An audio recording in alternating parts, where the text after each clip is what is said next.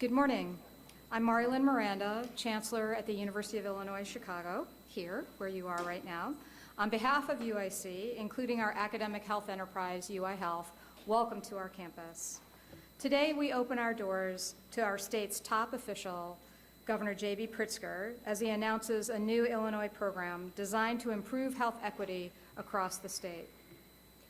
Over the years, UIC has provided community-focused care throughout neighborhoods across the city and indeed across the state.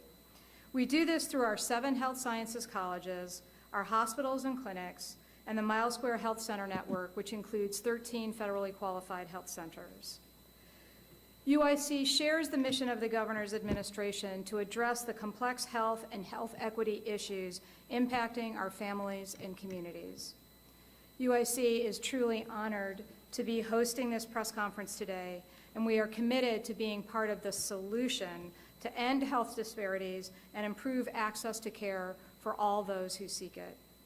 We will do that by working collaboratively with academic and clinical experts, legislative leaders, public health advocates, and we will succeed because patient voices will drive our program design. I would like to thank the governor for his support of reproductive health care, which remain crucial services for our patients. And once again, it's an honor to welcome Illinois Governor Pritzker back to UIC. Governor?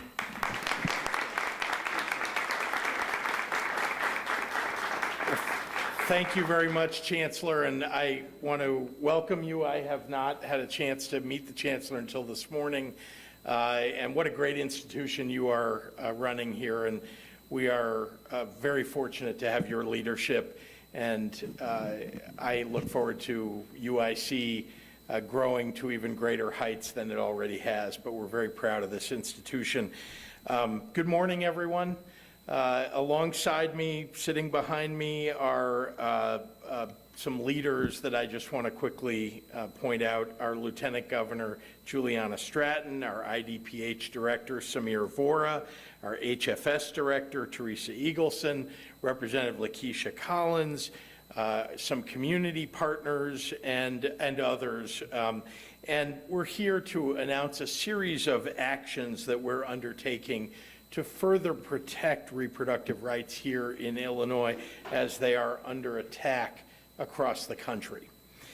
In the 13 months since the Supreme Court made the retrograde and destructive decision to overturn Roe v. Wade, 14 states have outright banned abortion, stripping Americans of their rights to privacy, bodily autonomy, and freedom. But in the land of Lincoln, we've doubled down on our commitment to maintain and expand reproductive health access for patients and protect providers. As a reminder of what we've accomplished already, we've expanded the number of abortion providers and eliminated barriers to access for patients, allowing birth centers to provide all reproductive care and removing copays for birth control and for medication abortions. We've instituted new protections for doctors from out-of-state subpoenas, creating another layer of safeguards for reproductive access in Illinois. We've funded the creation of the Reproductive Health Public Navigation Hotline, a centralized resource that patients will be able to call to find the services that will meet their needs. We expanded Illinois' family planning program. Earlier this week, we made it illegal for so-called crisis pregnancy centers to use misinformation, deceptive practices, or misrepresentation to interfere with access to abortion services or emergency contraception.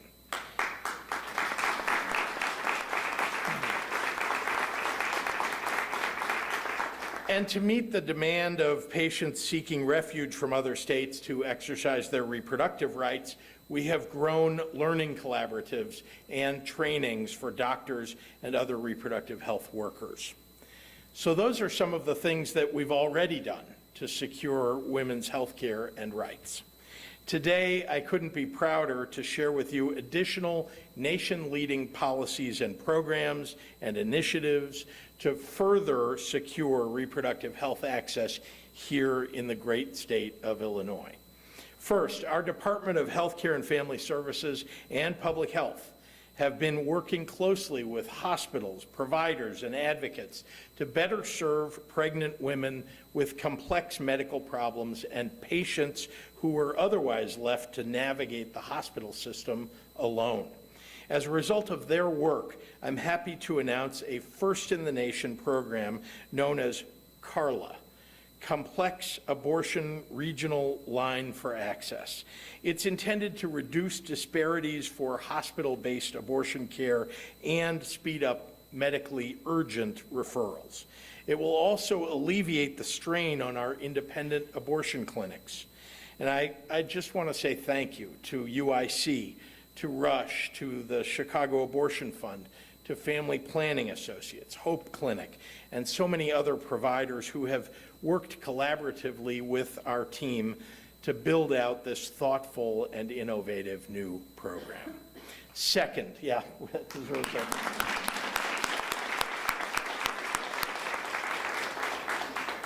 Second, many women seeking healthcare services in Illinois seek and need help navigating the healthcare system more broadly. IDPH is working to launch the Reproductive Health Public Navigation Hotline with the goal of going live by the end of this fiscal year.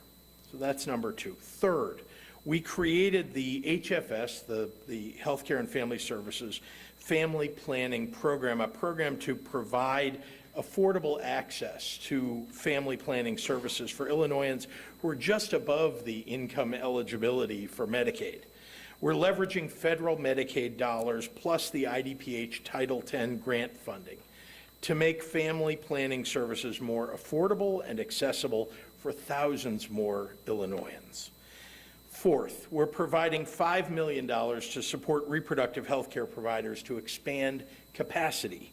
That means building improvements and repairs. There's other kinds of capacity that we need to continue to build, but sometimes it's just about expanding the space that's available, the repairs that are needed, new construction, security upgrades, equipment, mobile care units, and so much more. This funding will simultaneously grow our capacity and upgrade security measures at clinics up and down the state of Illinois. And lastly, we're establishing the Reproductive Health Care Benefit Program. It's a travel reimbursement program designed to ensure access to vital reproductive health care for approximately 1,600 female state employees and their dependents who currently reside just across the border in abortion-hostile states. We want them to have access to health care that they deserve in the state of Illinois because they're employees of the state of Illinois. While our neighboring states revert to forcing back alley abortions, Illinois will remain a safe haven for women.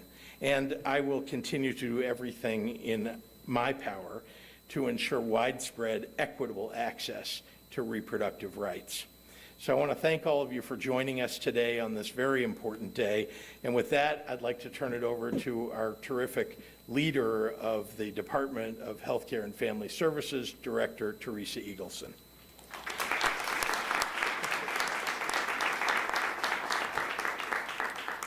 Thank you, Governor. Good morning, everyone.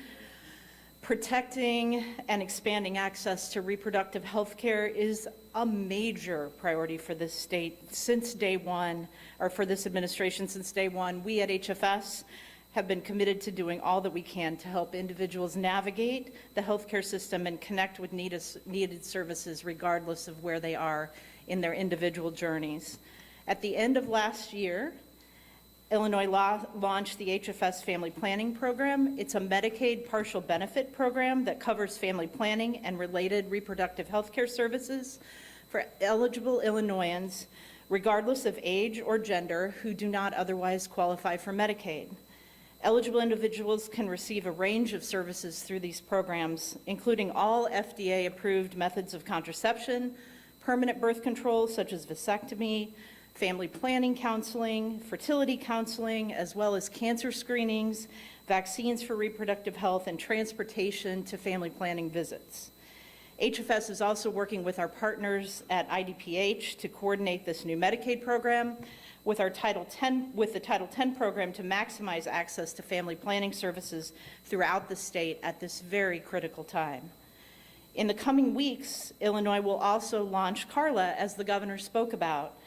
This is a new hotline staffed by experienced nurse navigators that will provide navigation for pregnant individuals with complex medical needs who may face barriers accessing abortion care.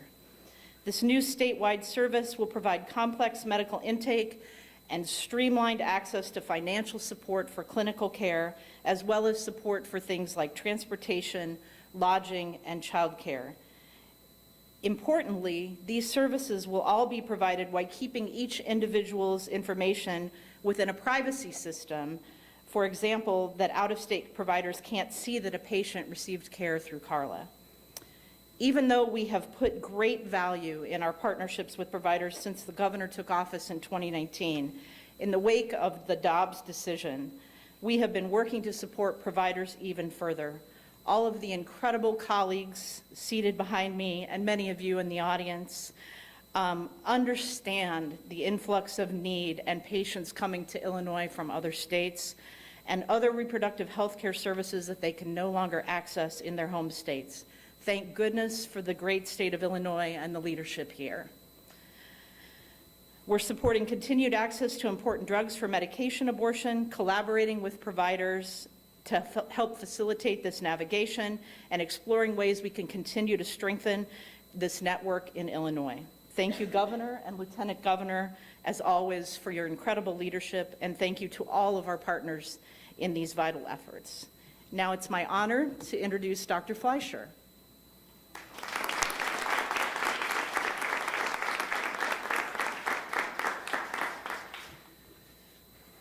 Good morning.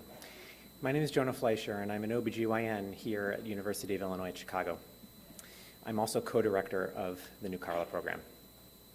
Thank you so much, Governor Pritzker, for your unwavering support of women's health.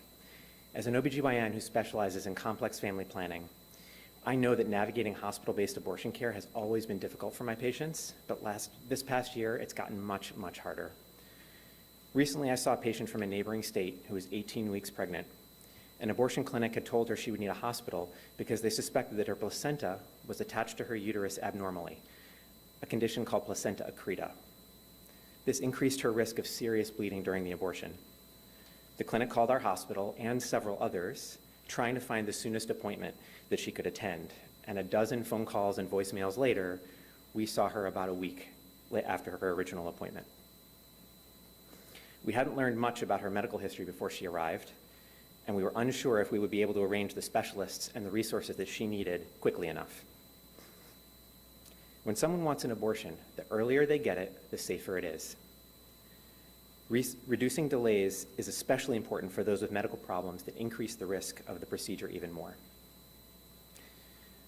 Abortion is, medically, just like any other type of health care, sometimes requiring complex medical triage and coordination.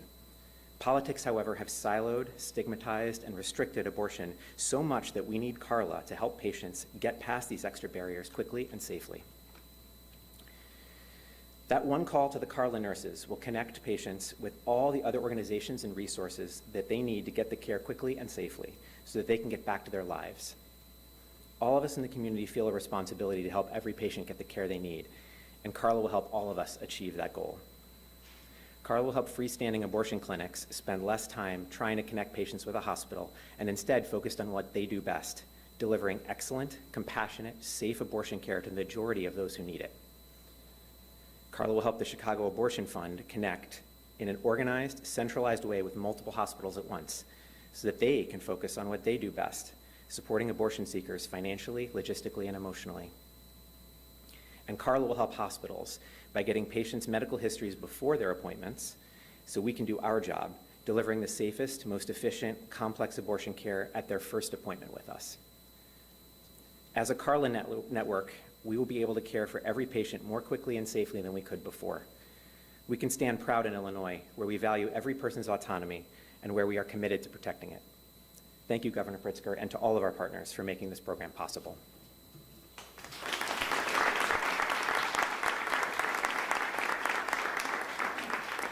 With that, I'd like to introduce Dr. Laura Larson, the my partner and co-director of Carla as well.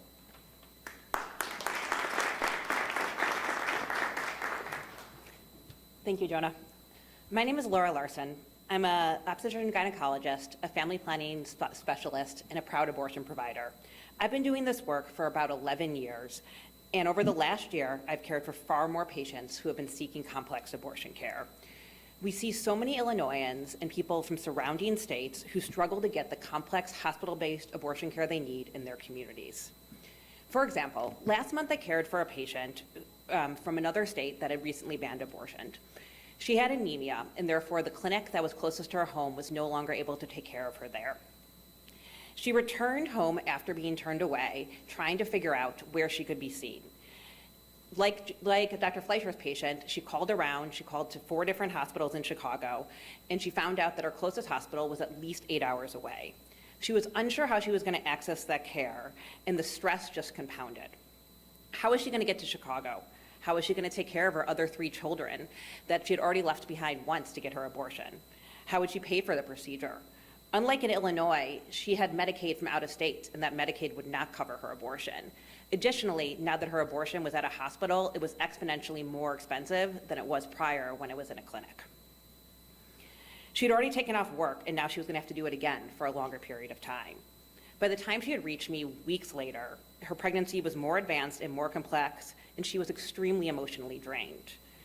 I'm so fortunate that I was able to take care of her at Rush, but the experience of reaching me didn't have to be so traumatic. This is not a unique story. These are patients that myself and all my colleagues take care of daily or weekly. Now with Carla, a patient like her can, with one phone call, talk to a nurse who will help navigate her complex care. Through the cooperation of multiple hospitals in Illinois, the Carla nurse can ensure that patients are connected with care quickly and compassionately. In partnership with the Chicago Abortion Fund, patients will have access to funding and practical support. Combining the medical expertise of complex family planning fellowship-trained physician, along with the practical expertise of the Chicago Abortion Fund, allows patients to access all of their abortion care needs in one place. When a pregnant patient with complex medical needs seeks abortion care, any delay can significantly increase their health risk and cause undue stress. Carla's Patient Navigation Center is the first of its kind, supporting these patients by helping them with the logistical and medical hurdles and making it easier for them to quickly access the care they need. The Carla program will improve access and reduce health disparities for some of the most vulnerable patients, and it will return the focus back to the health care that they need by mitigating the obstacles that stand in their way. Thank you, Governor Pritzker, and everyone else for your support.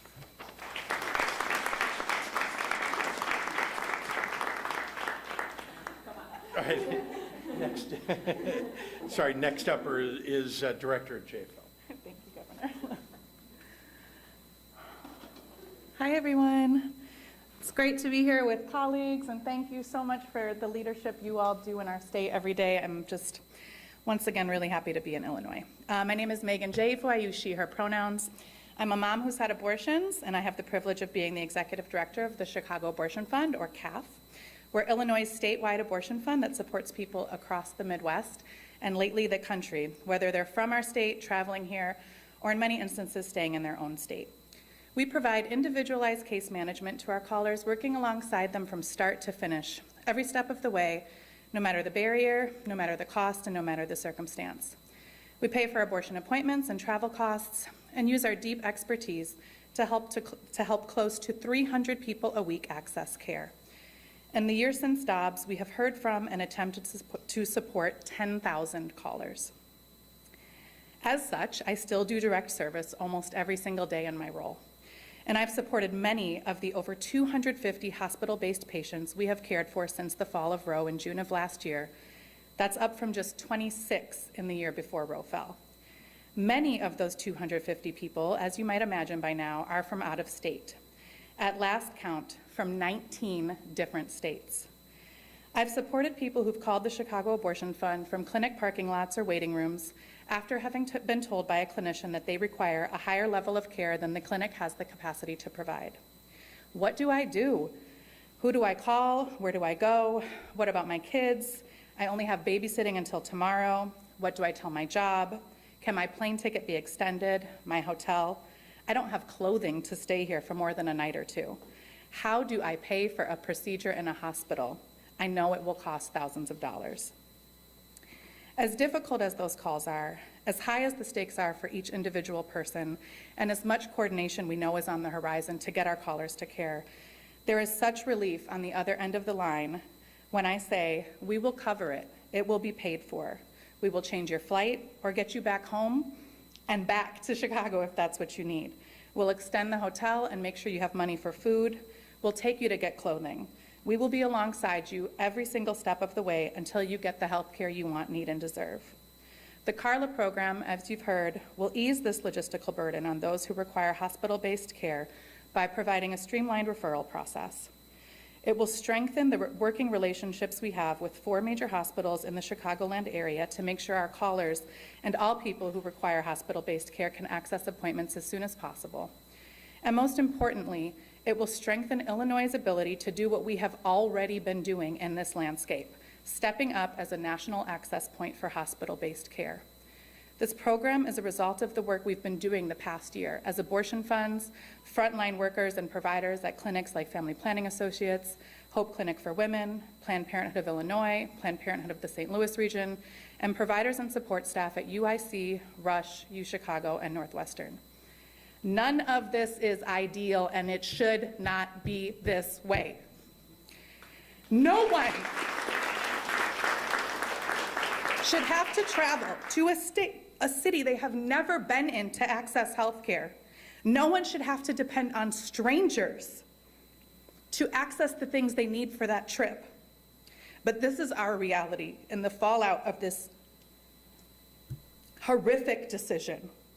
And it is up to us together to be creative and nimble and there for people who are denied agency over their bodies and lives in their home states. Months ago, I stood up here at another press conference with Governor Pritzker and dedicated Illinois electeds just before the first proactive pro-abortion legislation in the nation in 2023 was signed into law. And I said it was our responsibility to care for people who are unable to access essential, common, life-saving, and life-affirming health care in their own communities. And here we are again today in Illinois, being bold, unapologetic, and unwavering in our commitment to people seeking abortion care, welcoming and caring for our neighbors.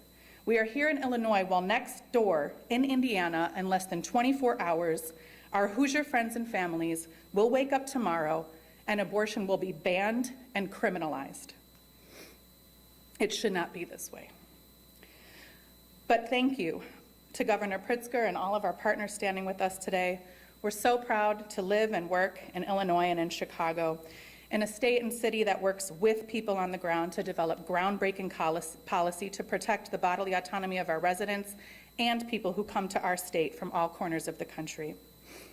And that treats abortion care exactly as what it is, basic health care. This work and these newly announced investments and this commitment from the state not only supports crucial infrastructure to get people to the care they need, but states loudly and clearly that in Illinois, abortion is health care and health care is a right. Thank you.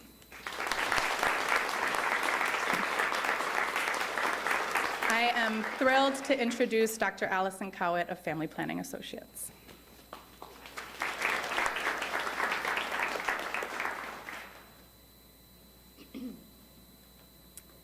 Good morning and thank you. My name is Allison Cowett. I am the medical director at Family Planning Associates, a healthcare clinic here on the west side of Chicago and one of the largest independent abortion care facilities in the country. As an abortion provider, I have seen the impact of the fall of Roe firsthand. Abortion is now banned, severely restricted, or inaccessible in large swaths of the South and Midwest. Women are flooding into Illinois for basic health care they cannot access in their home states. The number of out-of-state patients in our facility has doubled in the past year and now comprises 1/3 of all patients we care for seeking abortion. These women endure delays in care, costly travel, time away from jobs and family, and the stress of seeking medical care that is illegal in their home states. Some cannot access abortion care closer to home despite fatal birth defects or life-threatening pregnancy complications. As providers, we remember every single day what a privilege and an honor it is to practice medicine in Illinois. Governor Pritzker, Lieutenant Governor Stratton, and the entire administration have fought to safeguard abortion rights and to establish Illinois as an oasis for abortion care in the Midwest.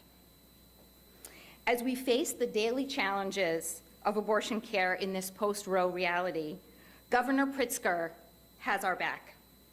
I cannot overstate the importance of knowing that our work is supported by this administration. While our colleagues in other states are forced to make heartbreaking and morally compromising decisions in their healthcare jobs, and they fear arrest and prosecution because of bans and restrictions, we continue to practice with confidence. Thousands of lives have been positively impacted as a result. We know that this administration will work nonstop to find creative solutions to complex issues of access, safety, and reproductive equity. We are here today to celebrate these creative solutions. We are proud that they will improve abortion care in Illinois for our medically complex patients and those from disadvantaged and marginalized communities. Thank you, Governor Pritzker, for your brave leadership and your unwavering support. Your continued commitment sends a powerful message throughout the entire state and the entire nation. In Illinois, we stand up for abortion as a basic human right. Thank you.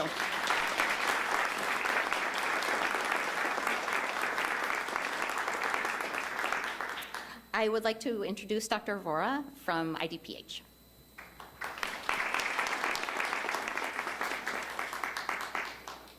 So thank you, Dr. Cowett.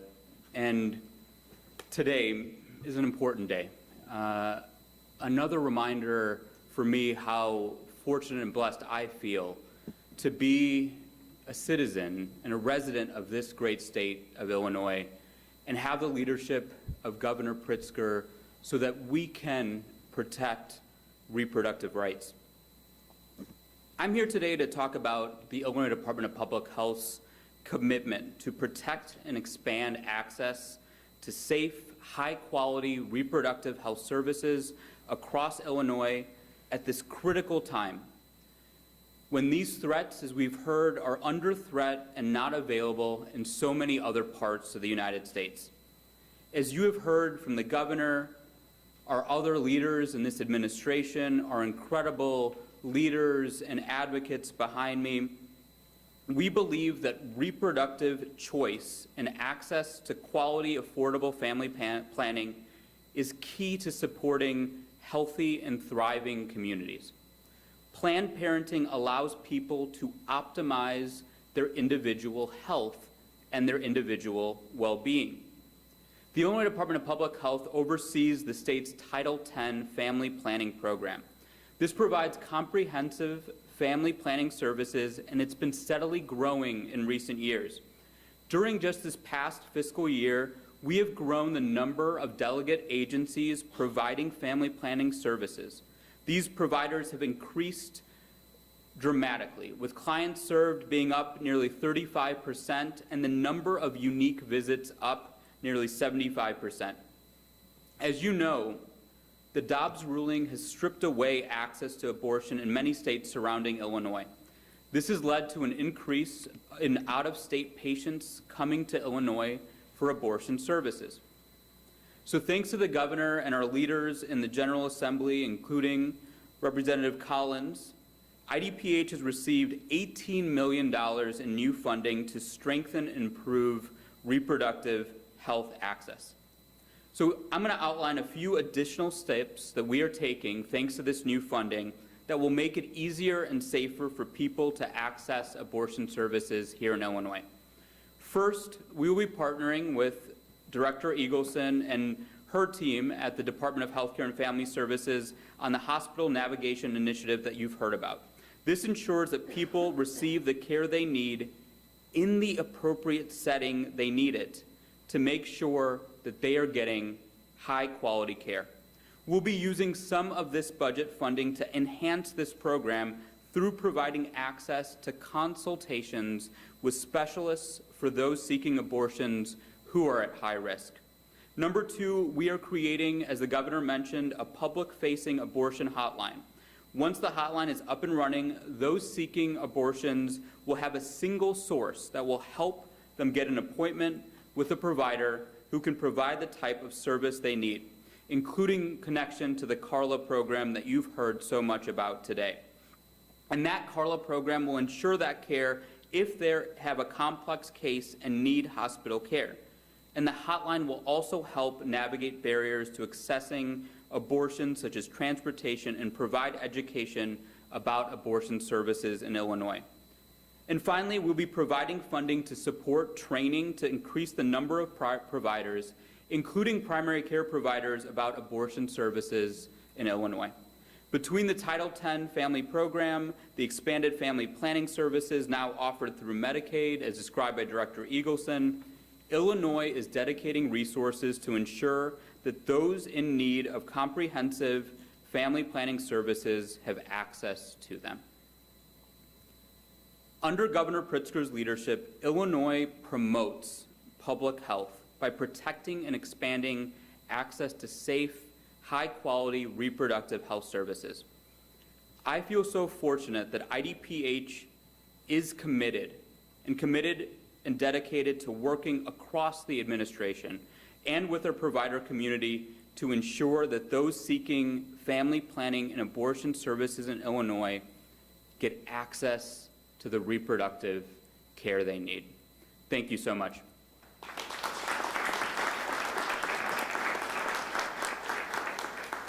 And it's my pleasure to now introduce a great champion of reproductive rights and reproductive health, our great Lieutenant Governor, Juliana Stratton.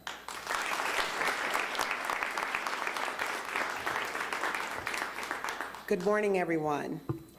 I'm Lieutenant Governor Juliana Stratton, she, her pronouns, and thank you, Dr. Vora, for that warm introduction and for your leadership so every Illinoisan can live healthy, safe, and well.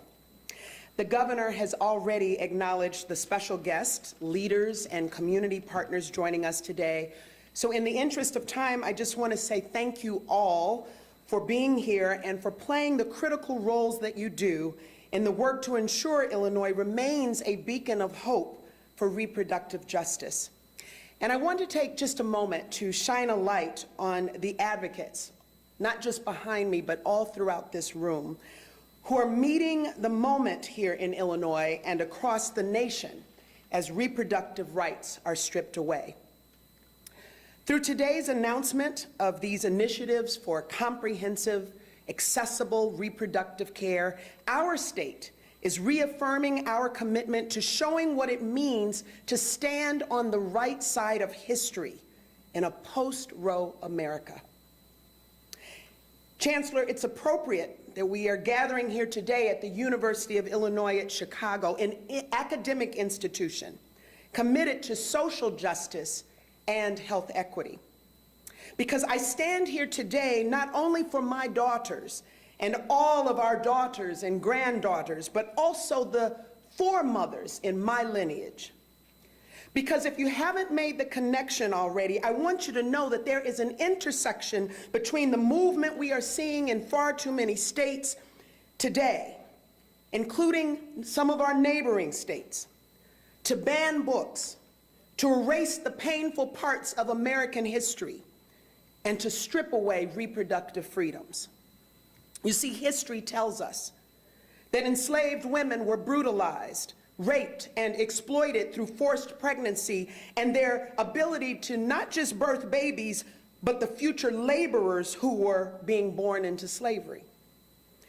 An utterly false and dangerous claim that enslaved people benefited from slavery and messages like it come from the same backwards reasoning behind the Dobbs decision and efforts that we see in states throughout this nation to give the government control over women's bodies rather than the ability to decide for ourselves what is best for our bodies, our lives, and our futures.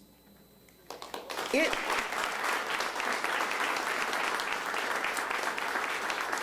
is no coincidence that here in Illinois, under this governor's leadership, that we put an end to book bans.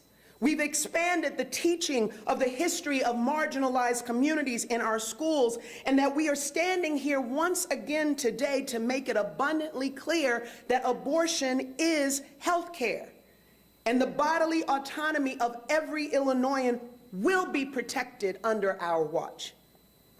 Because we are clear that the efforts to control what you read and learn and forcing people to remain pregnant sprout from the very same seeds of white supremacy and patriarchy. And today's announcement to further safeguard abortion care is yet another bold declaration that here in Illinois, our diversity is our strength.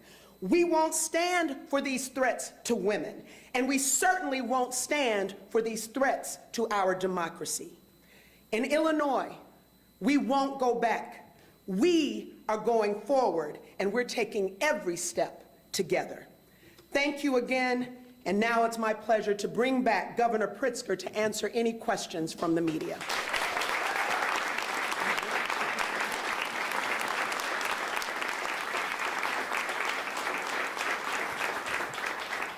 Happy to take any questions from members of the media. Mary Ann. Indiana was brought up, and already there's been some reference, but I'm wondering, because of the increases already in Illinois State, with this new law in Indiana tomorrow, how might Illinois be impacted even more, and what are you doing to prepare for that? Well, I think you've heard that we're being bold and unapologetic about our welcoming of people who are trying to exercise their basic freedoms, their reproductive rights, and we'll continue to do that. As you've heard, we've made investments to try to prepare for the influx of people coming from out of state, and of course our surrounding states is where a majority of those people are coming from. Having said that, they're coming from 1,000 miles away sometimes as well. But we're going to continue to build capacity. You heard me talk about a few of these things.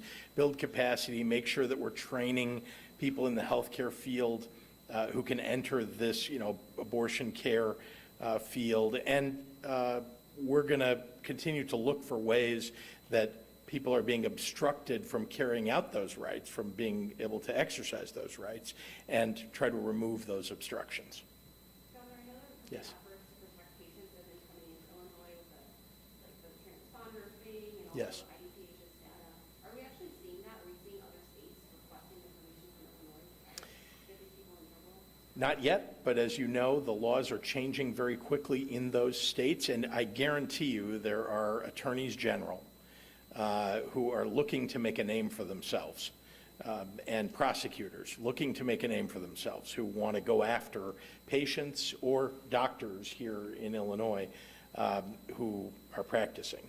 So we're going to do everything we can. We don't know what direction those things are going to come from. We're trying to anticipate and protect people as best we can along the way. But if I'm standing here again announcing more protections that we need to put in place, you won't be surprised. Governor, we didn't get a chance to talk to you last week about the lawsuit that was filed on the day that you signed the law regarding the so-called pregnancy centers. Can we get your reaction to that lawsuit, and the other side is anticipating there could be something potentially from the courts today for the zero plus 3? Well, pay attention to where this legislation came from. I think you heard that the Attorney General of the state of Illinois was driving into a reproductive rights center when he was essentially flagged down by people who looked like they belonged to that center. And when he was driving in, stopped, and they began to talk to him about, park over here. Right, it was a little bit different angle than he was headed because he knew that the entrance he was going to was in a different place. and began to ask them questions and realized that they were trying to get anybody that was headed to this, I think it was a Planned Parenthood clinic, to essentially veer off and talk to people at a crisis, I'll put quotes around, crisis pregnancy center. And that they were lying to him about where he ought to be going. So this was just the beginning of work that he did to determine that this is happening across the state of Illinois. Indeed, many of these centers are being put next to clinics where people are seeking to exercise their reproductive rights. And so that was the purpose of it. That continues to be the purpose of it. And it's nobody's, forcing anybody to make any particular decision here, but what we don't want is misrepresentation, misinformation, people being deceived in the process of just seeking their basic health care rights. But can you react to the fact that a lawsuit is already challenging and that could tie things up in court? I'll be honest with you, I'm not at all surprised. I think that what the right wing in Illinois has decided is they can't win at the ballot box. They can't win in the legislature. They didn't win the governorship. They didn't win the races around the state that they were trying to take in, school boards and library boards and so on. And so they have only one thing that they have resorted to, and that's take every one of these pieces of legislation and try to take it to court and get a decision they like. They typically head for courts where they think they're going to get a judge that was elected who is one of their own, in order to get an initial decision in their favor. But when you go to federal court, less likely to have that happen. And, my reaction is this is just par for the course. We've seen this before. Can I ask a bigger picture question just Sure. on abortion? Obviously, it was a huge issue last year in the election. How significant is abortion going to be in 2024 as we're already ramping up to it? I know you're asking a political question. Before I answer the political side of that, I just want to say that whether we had an election coming up or not, here in Illinois, we would be working diligently to protect people's reproductive rights. So that has nothing to do with the politics of 2024 or any other election, period, end of sentence.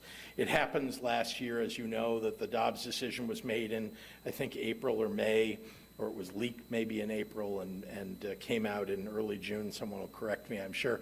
But there are, 4 months between that time and the election itself. And so there were an awful lot of people who reacted appropriately so with outrage and showed up at the polls. And that's one of the reasons that when you heard about a red wave in the United States in 2022, didn't materialize, because guess what? People realized that their rights are being taken away all over the place, and they showed up and voted the other way. So now, here we are going into the 2024 elections. The problems have not been solved. They've taken away our rights. They've taken away the rights of women across the United States. You saw the election in Kansas, for example, where nobody expected that the people of Kansas would rise up and vote 60% to protect their reproductive rights. But that's what you're seeing across the country, even in the absence of a general election, even in the absence of a presidential election. People are rising up and taking their rights back. So I expect that we will see that in the 2024 elections in a big way. There's an enormous difference between the people that are running on the Republican side and what their position is, which is to stand up for taking away people's reproductive rights, and the people on the Democratic side who clearly have demonstrated that they believe in standing up for women's rights and freedom, and that, we have to reelect those people in order to protect these rights. Let's do Dan and we'll be done. Dan and Mary Ann and we're done. Governor, what is your administration doing, or what needs to be done to make sure that the folks who can no longer access the health benefits or immigrant adults program are able to access what everybody up there today is described as essential healthcare services? Yeah. So you may recall that there was a time when we didn't have any program, HBIA, HBIS, those are the names of the programs, for people who were illegal undocumented rather, here in Illinois. There was no program for them. What did they do? We have free clinics, we have hospitals and emergency rooms that they were going to. I would prefer if we had universal health care. I think that every person on the ground